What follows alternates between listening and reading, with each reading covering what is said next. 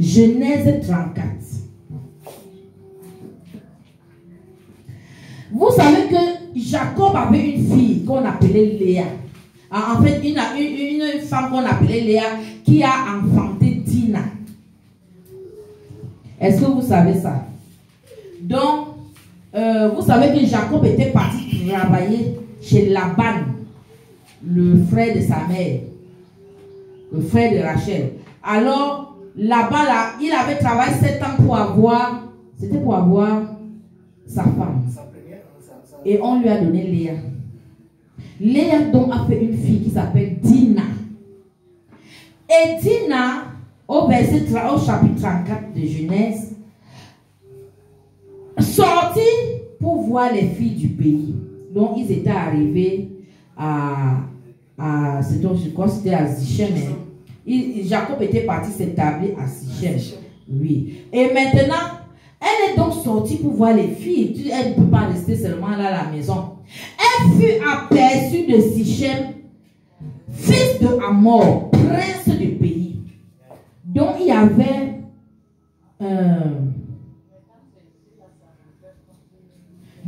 un prince qui s'appelait Hamor. Il avait un fils qui s'appelait Sichem.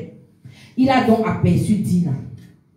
Il a enlevé Dina et il a couché avec elle. Il a déshonoré. Vous voyez les actions comme ça là. Toi, tu as ta fille. Quelqu'un, vous arrivez dans un endroit, le fils d'un prince, c'est-à-dire quelqu'un de bien, il la voit. Au lieu de dire même que, mais moi si je t'aime, allons voir tes parents. Non! Il enlève et couche avec elle. Tu crois que les gens, les personnes là, c'est qui? C'est pas les démons en chair là-bas. C'est les manifestations des démons en chair. Son cœur s'attacha à Dina, fille de Jacob. Il aima la jeune fille et sut parler à son cœur. Donc, la fille elle-même était envoûtée. Or, avant, c'était que mariage, il faut te marier en vierge. C'était une insulte. Et Sichem dit à Hamor, son père, donne-moi cette fille, jeune fille pour femme. Donc, lui finit d'abord de coucher avec la fille. Et puis, pas dire à son père que donne-moi, est-ce que c'est comme ça qu'on fait? Non. Alors, écoutez alors, quand maintenant, Jacob qui est le fils de la promesse, comment peut venir souiller la descendance, la lignée de Jésus? Alors que c'est eux qui doivent obéir à la parole de Dieu. Et voilà comment Jacob a appris qu'il avait déshonoré Dina, sa fille. Et comme ses fils étaient au champ, avec son troupeau, Jacob garda le silence jusqu'à leur retour. Et Hamor, père de Sichem, se rendit auprès de Jacob pour lui parler. Lui-même a vu que son fils avait déjà gâté, que c'était fort. Et les fils de Jacob revenaient des champs. Lorsqu'ils apprirent la chose, quoi? Les enfants qui sont dans la lignée de Dieu, la lignée des gens qui obéissent à la parole, la lignée des gens qui... Mais c'est une abomination. Et les fils de Jacob revenaient des champs. Lorsqu'ils apprirent la chose, ces hommes furent irrités et se mis dans une grande colère. Mais c'est-à-dire que leur colère même là a été le genre qui a énervé Dieu. Tu sais, tout le temps tu vois d'abord la colère même de Moïse, mais ça a énervé Dieu. Et ils sont entrés dans une grande colère. Il faut voir ce qu'ils ont fait avec la grande colère. Parce que Sichem avait commis une infamie en Israël en couchant avec la fille de Jacob, ce qui n'aurait pas dû se faire. Au verset 8, Hamor leur adressa ainsi la parole. Le cœur de Sichem, mon fils, est attaché à votre fille. Donnez-la lui pour femme, je vous prie. Au verset 9, alliez-vous avec nous. Alliez-vous avec nous. Et tu vois déjà l'alliance. Il dit que faites alliance avec nous. Alliez-vous avec nous. Vous nous donnerez vos filles et vous prendrez pour vous les nôtres. Vous habiterez avec nous et le pays sera à votre disposition. Restez pour y trafiquer et y acquérir des propriétés. Et tu sais que c'est interdit. Dieu avait dit que vous n'allez pas aller vers les étrangers. C'est interdit, les Israël d'alliance là. Si je dis au père et aux frères de Dina que je trouve grâce à vos yeux et je donnerai ce que vous désirez. Exigez-moi une forte dot et beaucoup de présents et je donnerai ce que vous me direz, mais accordez-moi pour femme la jeune fille. Ça c'est même comme une moquerie. Hein. Vraiment. Donc c'est pour l'argent. Hein. Les fils de Jacob répondirent et parlaient avec ruse. À Sichem, ils parlaient avec ruse. Donc ce qu'ils ont dit là, ce n'est pas ce qu'ils pensaient. Et Hamor, son père, parce que Sichem avait déshonoré Dina, leur soeur, il leur dit, c'est une chose que nous ne pouvons pas faire, que de donner notre soeur à un homme incirconcis, car ce serait un opprobre pour nous. Oui, c'est la malédiction. Dieu avait interdit. Nous ne consentirons à votre désir qu'à la condition que vous deveniez comme nous et que tout mâle parmi vous soit circoncis. Ils ont parlé avec ruse. Nous vous donnerons alors nos filles et nous prendrons nous les vôtres. Nous habiterons avec vous et nous formerons un seul peuple. Mais si vous ne voulez pas nous écouter et vous faire circoncire, nous prendrons notre fille et nous nous en irons. Leurs paroles eussent l'assentiment de Hamor et de Sichem. Donc le père et le fils, ils ont accepté. Le jeune homme ne tarda pas à faire la chose, car il aimait la fille de Jacob. Il était considéré de tous dans la maison de son père. Hamor et Sichem, son fils, se rendit à la porte de leur ville et ils parlaient ainsi aux gens de leur ville.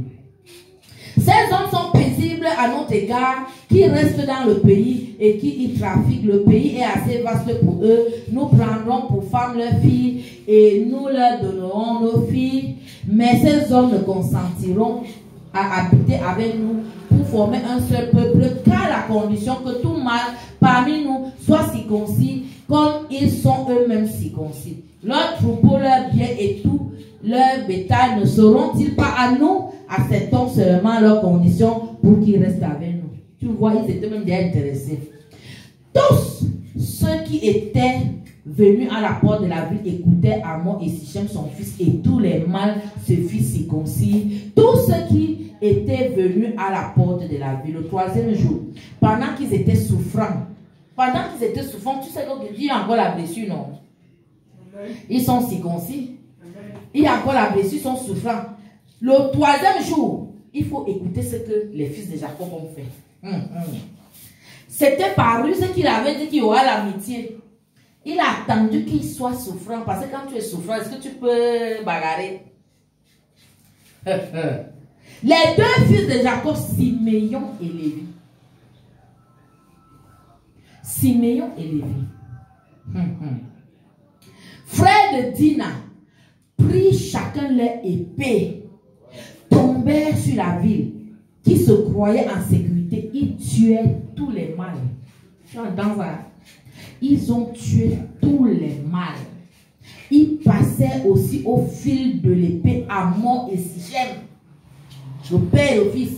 Son fils, ils enlevaient Dina. Parce qu'ils sont en train de faire tout ça, ils ont encore Dina là-bas. Dina, ils n'ont même pas ramené Dina. Donc ils sont venus, ils ont enlevé Dina de la maison de Sichem et ils sortirent. Les fils de Jacob se jetaient sur les morts et pillaient la ville parce qu'on avait déshonoré leur soeur.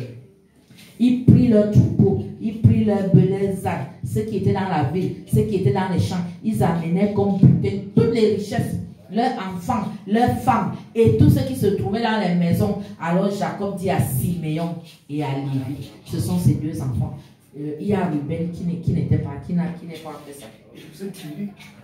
Les 12 tribus d'Israël. Est-ce que tu sais qu'à cause de ça, lorsque Jacob bénissait, ils ont été mis de côté à cause de la violence? Tu viens faire ça, tu as peut-être vengé ta sœur, mais non, ta violence elle était trop, jusqu'à tuer tout le monde. Hein? Dieu n'a pas approuvé. tu vois la bénédiction que Dieu, à travers Jacob, donne aux tribus d'Israël, Lévi et Siméon, ça vient déjà à cause de votre colère et à cause de ceci, de votre vengeance et tout ça. Donc, on doit savoir comment se comporter devant Dieu. Parce que ça détermine beaucoup de choses sur la suite de notre vie. Dieu te récompense en fonction de ton comportement, en fonction de sa façon de te faire. Alors, Jacob dit à Siméon et à Lévi, Ruben n'était pas là. Vous me troublez en me rendant odieux aux habitants du pays, aux Cananéens et aux Phérésiens. Je n'ai qu'un petit nombre d'hommes, et ils se rassembleront contre moi et ils me frapperont, et je serai détruit, moi et ma maison. Il répondit, traiteront ton autre sœur comme une prostituée? Donc elles étaient seulement là fixées qu'on traite leur sœur comme prostituée, ils doivent se venger. Et Dieu n'aime pas la vengeance. Alléluia. Est-ce que tu vois le péché là? Toujours les péchés de sexe, toujours des gens bizarres, les démons en chair. Ils se comportent toujours bizarre. Tu peux les localiser. Le discernement doit te permettre de localiser que celui-ci, par son comportement, si c'est un démon en chair, et ne pas trop t'associer. Il ne doit pas trop tourner autour de tes enfants. Alléluia. Est-ce que tu comprends ça? Bien-aimé, est-ce que tu sais que dans la lignée de Judas, Judas est c'est le 4e parmi les fils de Jacob, les tribus d'Israël. Quand on a vendu Joseph, on ne dort pas. Il faut bien vous tenir. Alléluia. Quand on a vendu Joseph, Judas s'est éloigné de ses frères. Il a trouvé leur conduite odieuse. Tu sais que c'est quand même... Jésus est venu dans la tribu de Judas. Il s'est séparé. Est-ce que tu sais que chaque fois que Dieu veut faire des choses avec toi, tu dois quitter. Tu dois quitter ta famille. Dieu a dit à Abraham, quitte la famille et pars. Parce que quand tu quittes la famille, tu quittes les mauvaises habitudes, tu quittes les hôtels sataniques, tu quittes tout. Parce que si tu restes là, à côté de là, ils vont t'amener à faire des choses bizarres. Et c'est quand Abraham est quitté que sa vie a commencé à décoller. Elle était partie avec Lot. Et quand il était toujours avec Lot, il ne décollait pas. C'est-à-dire Lot était un frein pour lui. Jusqu'à ce que les querelles arrivent et que Dieu décide de les séparer. Il regarde où Lot est parti. Mauvais choix. Sodome et Gomorrhe où il fallait détruire. Et Abraham, il est parti où il a commencé à prospérer. Il y a des amitiés où tu dois te séparer pour évoluer. Il y a des endroits où tu dois quitter pour évoluer. Amen. Tu dois comprendre ça. Judas décide de partir. Et quand Judas décide de partir, il rencontre une femme. Alléluia. Il rencontre une femme qui s'appelle Tamar. En fait, ça s'appelait quoi? Non, il trouve Judas. C'est à chapitre Genèse 38. Tamar donne une descendance à Judas. Chapitre 38. En ce temps-là, Judas s'éloigna de ses frères et se retira vers un homme d'Adulam nommé Ira. Là, Judas vit la fille d'un Cananéen nommé Shua. Il la prit pour femme et alla vers elle. Et Shua devint enceinte. Elle enfanta qui? Un fils qui s'appelait Er. Elle devient encore enceinte. Elle enfanta quelqu'un qui s'appelait Onan. Elle enfanta encore quelqu'un qui s'appelait Sheila. C'était des méchants. Tout ça, hein, Dieu ne faisait que nous dire ça. Pas encore là-bas. Il cherche encore des méchants. Toujours des gens que le genre que je n'aime pas. Vous devez comprendre que si tu te comportes comme ça, Dieu va te tuer. Elle devait encore enceinte et donner un fils. Onan, non. Il y a déjà Er. Il y a Onan et il y a Sheila. Judas était à Sib. lorsqu'elle enfanta. Judas prit son premier-né et lui donna une femme qu'on appelait Tamar. Le temps est venu maintenant pour elle, son premier fils, de se marier. Et il lui a donné une femme qu'on appelait Tamar. Un premier-né de Judas était méchant aux yeux de l'Éternel. On a pris ça pour que tu vois comment Dieu dit que tu es méchant. Il était méchant comment?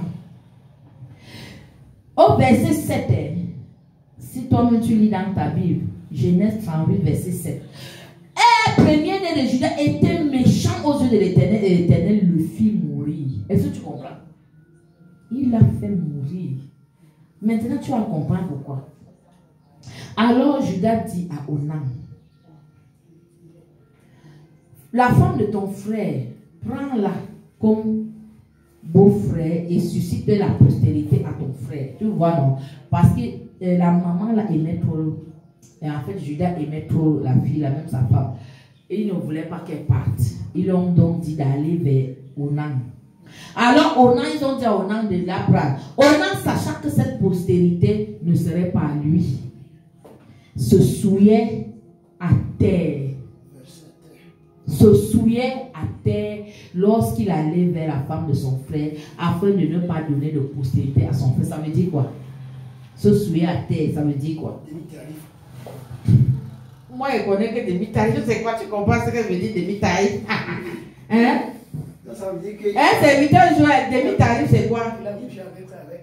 Non, c'est pas ça. C'est pas ça que ça veut dire. Il couche avec un homme au moment de jouir, il joue à terre. C'est ça, demi-tarif. C'est ça qu'il appelle de... Demi-tarif, hein? Vous avez le langage, hein? Demi-tarif. Papa. Donc, et ça veut dire que quoi? Dire selon la parole qu'on a d'abord lue. Selon la parole de Dieu, ça veut dire quoi? Et oui, il verse ses sources par terre. C'est comme ça qu'il faut parler selon la parole de Dieu. Les demi-tarifs, là, c'est la façon de parler. Il versait les ruisseaux par terre. Écoute ce que Dieu a fait. Onan, sachant que cette postérité ne serait pas à lui, se souillait à terre lorsqu'il allait vers la femme de son frère afin de ne pas donner la postérité à son frère. Ce qu'il faisait déplut à l'Éternel qui le fit aussi mourir. Tiens là, quelqu'un va mourir là, tu ne sais pas pourquoi. Parce que c'est Dieu même qui a tué. Dieu même là tue beaucoup de gens là que tu vois même dans nos familles. On va seulement accuser que sorcier. Quel sorcier? Quand tu es méchant, tu fais des choses, tu prends tes trucs pour donner à Satan, pour former les démons en chair. Et Judas va accuser Tamar. Convenu. Il avait cru que c'est Tamar qui tuait. Alors, Judas dit à Tamar, sa belle-fille, demeure veuve dans la maison de ton père, jusqu'à ce que Sheila, mon fils, soit grand. Non, il n'avait pas accusé. Ah, continue, non. Non, moi je n'ai pas vu un endroit. Il parlait ainsi dans la crainte que Sheila ne mourût comme ses frères. Voilà. Donc il parlait dans la crainte que Sheila ne mourût comme ses frères parce qu'il se disait qu'ils partaient mourir. Il parlait ainsi dans la crainte que Sheila ne mourût comme ses frères. Comme les frères. Ah, Sheila c'est qui? Sheila c'est qui? Son petit frère, le dernier. La dernière fille. Moi je... Le dernier garçon, lui, il commence encore. Il avait un Chez son dernier enfant, non. Ça ressemble au nom de fille, c'est pour ça que je parle de fille. Oui, donc, et tu disais qu'il craignait. Non, j'ai cru que c'était la fille, Tamar. Ok. Non, pour le gars, c'est vrai, voilà. c'est vrai. Il craignait que Tamar, parce que il se disait que c'est Tamar qui le tuait. Donc, si chez la partait encore chez Tamar, il allait aussi. Et tu comprends que même elle, c'est ça qu'il faisait, non? Donc, même elle, là, que Dieu a dit qu'elle était méchante, c'est ce qu'il faisait aussi. Alléluia. Amen. Donc, les jours s'écoulaient. Donc, Tamar, attends, Sheila ne mourut comme ses frères. Et il était d'abord trop jeune, il ne pouvait même pas d'abord se marier. Non, Pour ce moment-là, il n'était pas encore. Oui, Tamar s'en alla et elle habita. En fait, moi, ce que je voulais montrer, c'est ça. Le péché qui permet à Dieu de tuer. Dieu n'aime pas ça. C'est-à-dire les affaires qu'on cherche à. On jette les semences dehors pour donner à Satan accès pour la formation des démons en chair. Quand tu fais ça, c'est pour ça qu'on dit que la masturbation, tu comprends pourquoi la masturbation que les gens négligent là, c'est une abomination terrible. La masturbation là, mais c'est ça la masturbation. Et Satan attire la jeunesse dans sa grave avec les films porno et tout. Il les amène à la destruction.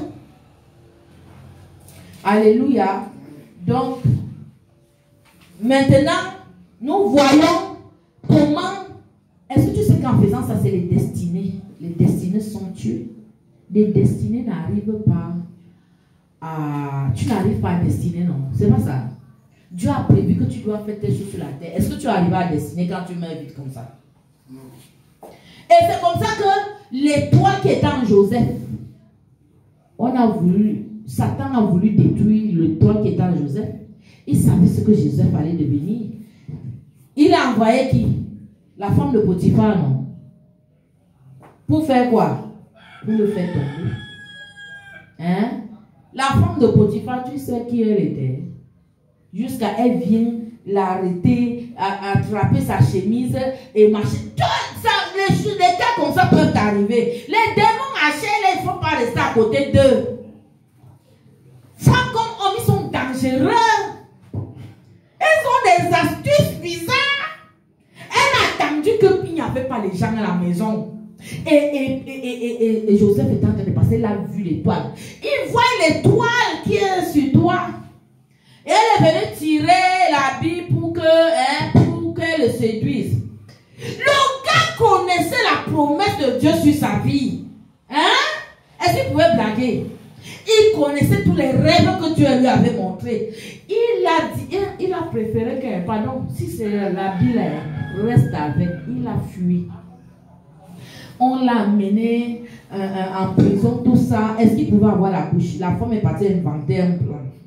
Elle ne savait pas que le gars avait son étoile, pourvu que son étoile ne soit pas prise. Parce que quand tu vas coucher comme ça, c'est fini. Ta destinée, on a déjà pris. Bien aimé, il faut faire attention. Satan rôde cherchant qui dévorait. Il te dévore par les rapports sexuels. Est-ce que tu as compris comment on a béni les 12 tribus d'Israël à cause de ce qui s'est passé avec les Lévi et autres? Alors que Lévi, c'est que tu connais la tribu des Lévites. Vraiment. Comment Lévi avait pu faire une chose pareille? Genèse 49, quand Jacob bénit les 12 tribus, il les assembla. Et je vous annoncerai ce qui vous arrivera dans la suite des temps. Et il parlait selon le Saint-Esprit. C'était Dieu qui parlait à travers Jacob. Pour déclarer la bénédiction. Chapitre 49 de Genèse. Rassemblez-vous et écoutez, fils de Jacob, écoutez Israël, votre père. Ruben, tu sais, Ruben était l'aîné. Lui n'avait pas voulu participer à 12. Ruben, toi, mon premier-né, ma force, les prémices de ma vigueur, supérieure en dignité et supérieure en puissance. Impétueux comme les eaux, tu n'auras pas la prééminence, car tu es monté sur la couche de ton père, tu as souillé ma couche en y montant. Tu vas voir encore le genre de péché ici. Tu pars coucher avec la femme de ton père. Lui n'était pas allé tuer là-bas avec Lévi et Siméon, mais il était venu coucher avec son père. C'est dangereux. Et ce n'est pas le Saint-Esprit qui parlait. Je dis que c'est Dieu qui parlait par lui. Puisque Dieu est le Dieu d'alliance. C'est lui, à partir d'Abraham, qui a donné à Isaac. Maintenant, Isaac a donné à Jacob. Maintenant, Jacob doit bénir ce qui va se passer par la suite du temps. Donc, il dit que tu n'auras pas la prééminence. Ce qu'un aîné doit avoir, tu n'auras pas. Pourquoi? Parce que tu as souillé ma couche. Année montant. Il parle maintenant, Siméon et Lévi, on les a mélangés. On a mélangé Siméon et Lévi. Pourquoi? Parce que c'était les deux qui étaient allés orchestrer la grande colère. Siméon et Lévi sont des frères. Leurs glaives sont des instruments de violence. Dieu n'oublie pas. Quand il faut bénir, c'est pour ça que quand dans une famille, Dieu va bénir les enfants, le Père va, Dieu, pas le Saint-Esprit va se souvenir de ce que chacun enfant fait. Tu vas voir parfois c'est à tel enfant qu'on vient tout donner. Amen. À cause que, parce que tu sais ce qui s'est passé. C'est ça. Alléluia. Siméon et Lévi sont des frères. Leurs glaives sont des instruments de violence. Que mon âme n'entre point dans leur conciliabule. Mon âme ne peut pas être d'accord avec eux. C'est Dieu qui dit. Que mon esprit ne s'unisse point à leur assemblée. Imagine. Car dans leur colère, ils ont tué des hommes. Mais votre casier judiciaire, Dieu va vous dire que vous êtes des tueurs. Et dans leur méchanceté, ils ont coupé les jarrets des taureaux. Maudite soit leur colère, car elle est violente. Mon Dieu, la violence et la colère, pardon si ça t'anime, il faut laisser ça. Jarret, c'est le jarret, la partie de l'animal. Quand ils avaient tué les gens, ils ont pris tous les animaux.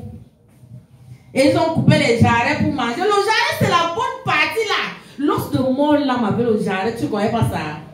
Moi-même, j'aime le jarret. Quand il part au marché, c'est le jarret que je cherche. C'est trop bon. La viande qui a les tendons là. Oui. Donc, ils ont tué les gens, ils ont pris tous les richesses.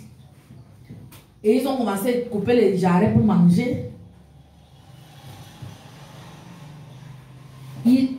On dit quoi?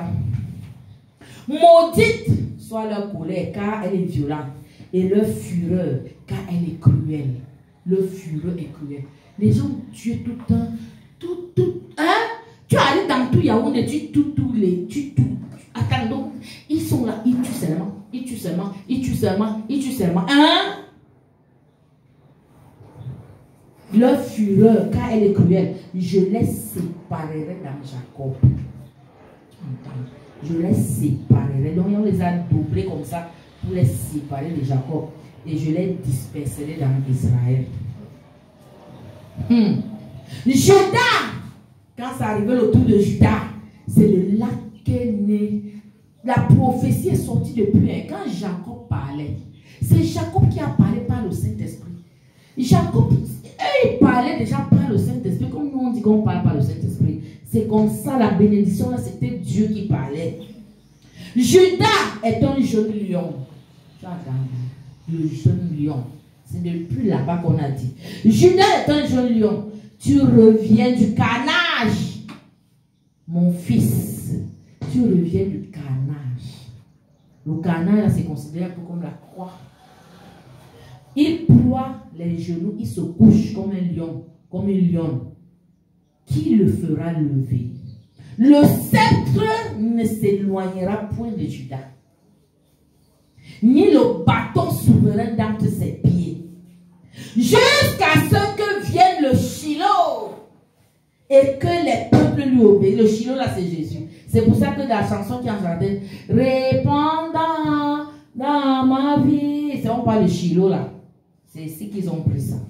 Jusqu'à ce que vienne Shiloh et que les peuples lui obéissent. Il attache à la vigne son âne et au meilleur cep le petit de son ânesse. Il lave dans le vin son vêtement. Il lave dans le vin son vêtement. C'est dans le sang. C'est le sang de Jésus. Et le sang des raisins son manteau. Il a les yeux rouges de vin et les dents blanches de lait. Donc je m'arrête seulement là pour montrer comment Dieu a béni en fonction de l'état de chacun. Alléluia. Donc, Dieu dit qu'il a donné ses commandements et on doit les observer. Quand il a parlé au niveau de Lévitique 18 aux enfants d'Israël, il leur a dit que vous ne ferez point ce qui se fait dans le pays d'Égypte où vous avez habité, et vous ne ferez point ce qui se fait dans le pays de Canaan où je vous mène. Vous ne suivez point leurs usages, vous ne pratiquerez point leurs ordonnances, vous ne observerez point les lois. C'est eux qui font les masturbations et les autres choses, vous ne ferez point ça. Car je suis l'Éternel votre Dieu. Nul ne s'approchera de sa parente pour découvrir sa nudité, comme a fait Ruben. Tu ne découvriras point la nudité de la femme de ton père, c'est de la nudité de ton père. C'est ça que Ruben a fait. Tu ne découvriras point la nudité de ta soeur, fille de ton père, ou fille de ta mère, née dans la maison ou née hors de la maison. Tu ne découvriras point la nudité de la fille de ton fils ou de la fille de ta fille, car c'est ta nudité. Tu ne découvriras point la nudité de la fille de la femme de ton père, née de ton père, c'est ta soeur. Tu ne découvriras point la nudité de la soeur de ton père, c'est la proche parente de ton père. Tu ne découvriras point la nudité de ta soeur, de la soeur de ta mère, car c'est la proche parente de ta mère. Tu ne découvriras point la nudité de ton frère, du frère de ton père. Tu ne t'approcheras point de sa femme, c'est ta tante. Tu ne découvriras point la nudité de ta belle-fille, c'est la femme de ton fils. Tu ne découvriras point la nudité. Ça alors c'est grave ici dehors. Amen. Les grands ici couchent avec les femmes de leur fils. Amen. Je connais dans la famille même de ma belle-mère, un jeune garçon est parti poser sa fille, sortait même tous du Maroc. Quand il est arrivé ici, avec sa fille, ils se sont mariés ici. Son beau frère, c'est-à-dire la soeur de sa femme, le mari de la soeur de sa femme s'est assis sur sa femme. Comme il a recruté sa femme, il avait une société, non, il a recruté la soeur de sa femme qui habitait chez eux. Elle s'est mariée à quelqu'un qui est dans l'armée. Et t'assure, lui-même étant la fille mariée, il a commencé, comme elle travaillait dans sa société, il a envoyé en mission. Dans les missions, ils partent ensemble, ils couchent avec elle. Le mari est gâté. C'est grave. Tu ne découvriras pas la nudité de la femme de ton frère, c'est ta nudité. Tu ne découvriras pas la nudité d'une femme et de sa fille. Voilà encore ce que beaucoup font. Couche avec la mère, couche avec la fille. Tu ne découvriras pas la nudité d'une femme et de sa fille. Tu ne prendras point la fille de son fils, ni la fille de sa fille pour découvrir leur nudité. Ce sont des proches parents. C'est un crime. Tu ne prendras point la soeur de ta femme pour exciter une rivalité en découvrant sa nudité à côté de ta femme pendant sa vie. Si pendant que ta femme vit, tu prends sa soeur, c'est un crime où Dieu va même te tuer. Et ça se passe beaucoup. Je connais aussi quelqu'un qui a même habité chez moi, qui a fait ça avec la soeur de sa femme. Et sa femme est morte. Dieu m'avait parlé de plus haut. C'est pour ça que quand je suis prophétesse de l'Éternel, je sais ça. Dieu m'avait dit que la femme s'y va mourir. La femme s'y va mourir dans cette maison. Et le couple là est vraiment. Mais il ne savait même pas qu'il allait sortir avec la femme, avec la nièce de sa femme. Dieu m'a montré que la femme là va mourir. Il savait que je devais faire comment. Je ne savais pas encore de nouveau. Tu ne t'approcheras point d'une femme pendant son impureté menstruelle pour découvrir sa nudité. Les gens ne savent pas que c'est dans la Bible. Quand tu es en règle, tu ne dois pas faire l'amour, c'est interdit. Même si c'est avec ton mari, c'est interdit. Tu ne t'approcheras point d'une femme pendant son impureté menstruelle pour découvrir sa nudité. Tu n'auras point commerce avec la femme de ton prochain pour te suer avec elle. Ça, c'est ça qu'on appelle la fornication. La femme de ton prochain.